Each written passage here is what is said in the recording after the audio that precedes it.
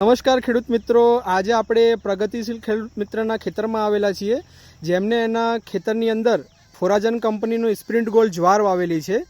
તો આપણે એમના જોડેથી જાણીશું કે સાહેબનું શું નામ, મોબાઈલ નંબર, ગામ અને એમનો ફોરાજન કંપનીનું સ્પ્રિન્ટ ગોલ્ડ વાવ્યા પછી એમનો શું અભિપ્રાય છે. નમસ્કાર, જણાવશો સાહેબ આપણું નામ, મોબાઈલ નંબર, ગામ?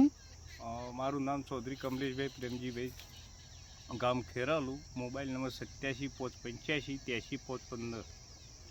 બરાબર સાહેબ.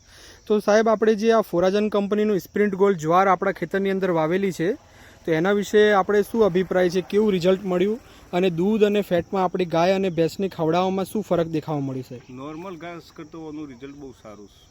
હાઈટ પણ સારી છે, ખાધા પણ બહુ મીઠું અને ડોકો પણ એકદમ કૂણો છે, એટલે ખવડાવવામાં બહુ ઢોર વેણિંગ થઈ જાય છે.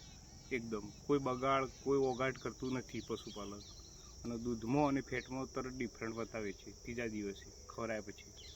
બરાબર સાહેબ, આપણે કહું છું કે દૂધમાં અને ફેટમાં ફરક આવ્યું છે, અને જે આ સ્પ્રિન્ટ ગોલ્ડ જ્વાર ખવડાવ્યા પછી ગાય અને ભેંસની અંદર ત્રીજા દિવસે ફરક દેખાવા મળે છે. તો આપણે જે પહેલાં દૂધ અને ફેટની માત્રામાં કેટલું દૂધ વધ્યું અને ફેટના અંદર કેટલું ફેટનું પ્રમાણ વધવામાં આવ્યું એ સાહેબ જણાવશો? પહેલાં એવરેજિંગ દૂધ 8 લીટર હતું ગાયનું, હાલ 9.5 લીટર દૂધ કાઢે છે. ફેટ 4 હતો, બરાબર 5 આજુબાજુ ફેટ આવે છે. બરાબર સાહેબ, ફેટ અને દૂધમાં ફરક તરત પડી જાય છે. અને બીજા કોઈ ખેડૂત મિત્રો ફોરાજન કંપનીનું સ્પ્રિન્ટ ગોલ્ડ જ્વાર વાવવા માગતું હોય તો આપણે એમને શું અભિપ્રાય આપો છો? સ્પ્રિંગ ગોલ્ડ ઘાસ અવશ્ય વવાય. પશુપાલનનો ધંધો કરતા હોય તો સ્પ્રિંગ ગોલ્ડ જ ઘાસ વવાય. બરાબર, સારામાં સારું.